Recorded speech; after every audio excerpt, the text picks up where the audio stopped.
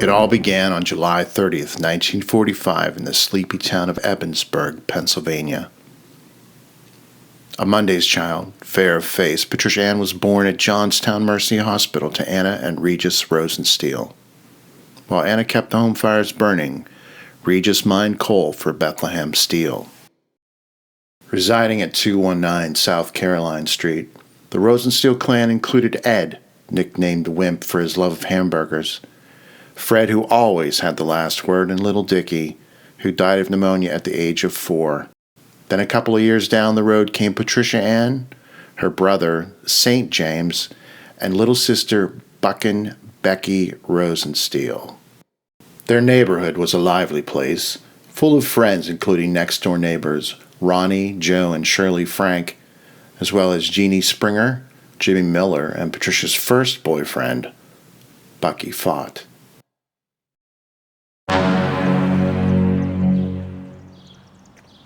They rode their sleds down Ogle Street and in the summer played at the local playground. Legend says that this very grate at the playground was installed after Patricia fell down the storm drain.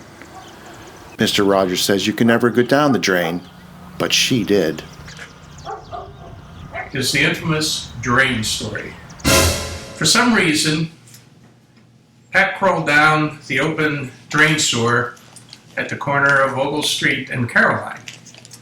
She got down in and started to slip because it was about a 2-foot terracotta pipe, and she got scared. And what I remember was she pulled her knees up tight to wedge them into the pipe so she wouldn't slide any further. And then she started screaming for help. Some adult came down eventually, got her calmed down, got a hold of her arms, got her out of the pipe. And of course, she went crying home to mom and everything like that, but probably a few scratches on her knees and feet, but she never went in the drain again. And shortly after that, the town was nice enough to come down and put a nice steel grate bars across it. And to this day, and you have pictures of it, that drain is covered. Oh my God. That is so askew. I called in there as a kid. I have the scar in my leg to prove it, and your sister came after me, and she got me out, but I cut my leg. So she was a hero. She was a hero, yes. They walked to school each day, uphill, both ways, in the snow with no shoes. Patricia attended Holy Name Grade School, then Bishop Carroll High School. Patricia was a fair-haired dame, quite the looker with an eye for art, but her heart called her to the caring profession. She studied nursing at St. Francis University in Loretto, Pennsylvania, and at Johnstown Mercy Hospital. She then entered the Army, where she was stationed at Letterman General Hospital in San Francisco, California. It was there that Officer Rosensteel turned the head of enlisted man Alan Turske, who had recently removed himself from the seminary on account of celibacy vows. Apparently, he thought God said, "celebrate." When, at a party, she excused herself from an eager suitor to sit on Turske's lap. There was a group of students at this party, and there was a somewhat of a heavy-set guy who was quite obnoxious and thought a lot of himself, I guess, and he was kind of bothering her. And of course, we had all been drinking, so none of us were sober, that's for sure. But he kept bothering her, so she came up to me and she says, "Turske, I'm with you. If anybody asks, I'm with you." And of course, it was to get rid of this guy that was bothering her. Well, to prove that she was with me, she sat down on my lap and started kissing me. And of course, everybody noticed it, and they came over and turned the lamp on me, and I presume we're taking pictures and everything else, and I'm really not too sure about that. But all of a sudden, here I'm a guy who, I had a few girlfriends, but I just out of the seminary a year before. I thought, hey, this is all right. Rosensteel walked right into Turske's fantasy of a tall, leggy, blonde nurse. A trap she'd never escape. the next night, of course, and that's the famous date where I showed up in, I believe it was a red jacket, an orange shirt, and powder blue pants. Now, obviously, colors that were not very good. And of course, she had dressed up for a date.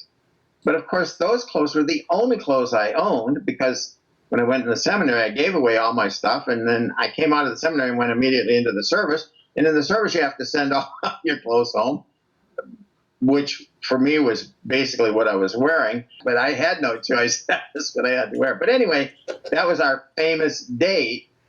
And on that date, first of all, obviously she thought, really? What did I get myself into? I'm sure she thought. And also it was, how do I get out of this? And I said, oh, I'm going to marry you.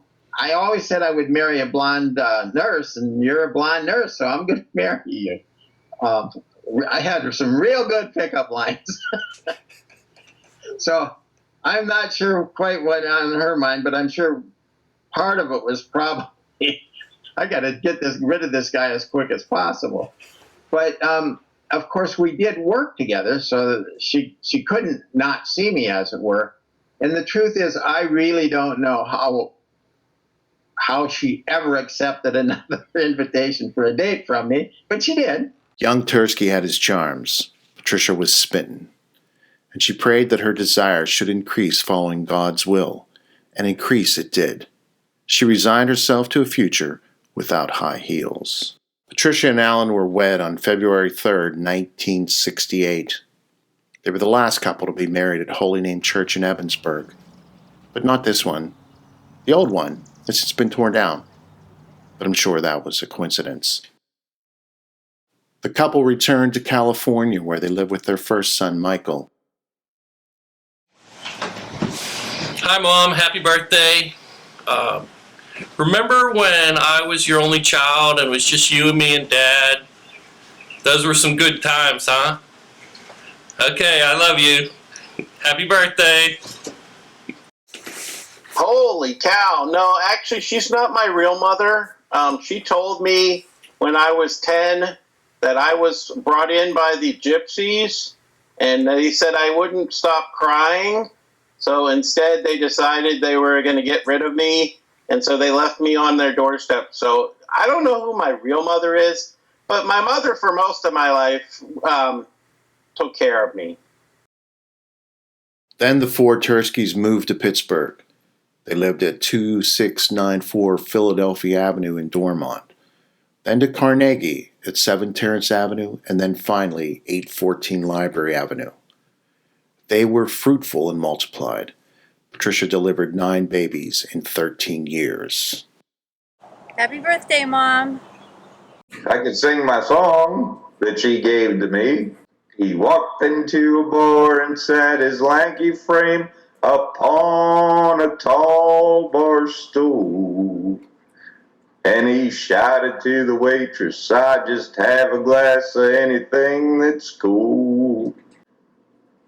And she said, hello, country bumpkin, fresh as frost out on the pumpkin.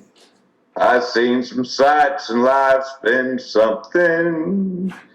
Mama loves a country bumpkin. Oh, no, I just remember most of all that she used to get drunk a lot and throw her empty bottles at us when we were bad. Once, she burned me with a cigarette because I spilled her bottle of wine.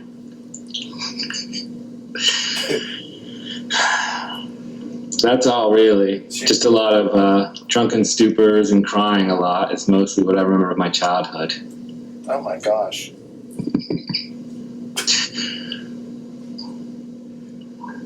Then she hired a private detective to follow Dad around, but sadly it was really boring because he just went to work and came home. That was a waste of $20. Oh, and by the way, it wasn't a private detective, it was Mike.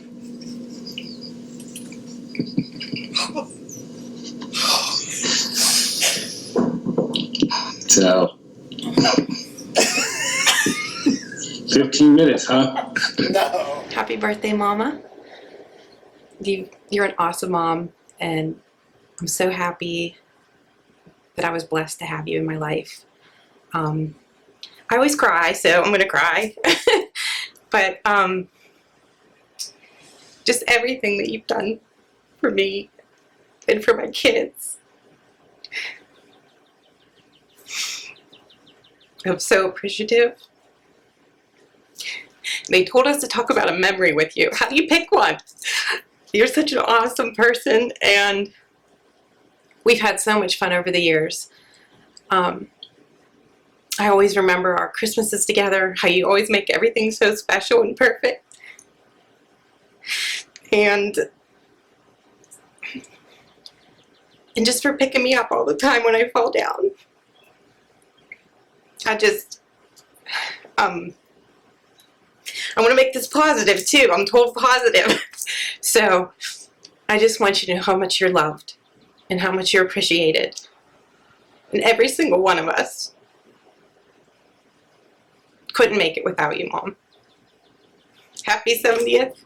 Let's party. Woohoo! We're at the beach.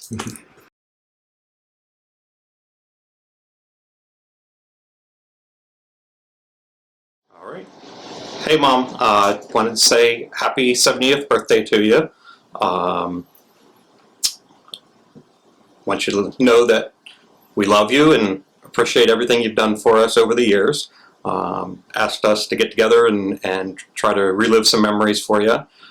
So, you know, I think for me, the probably most quintessential would be playing sports throughout all the years, particularly baseball and football. I know how much that hurt you at times and gave you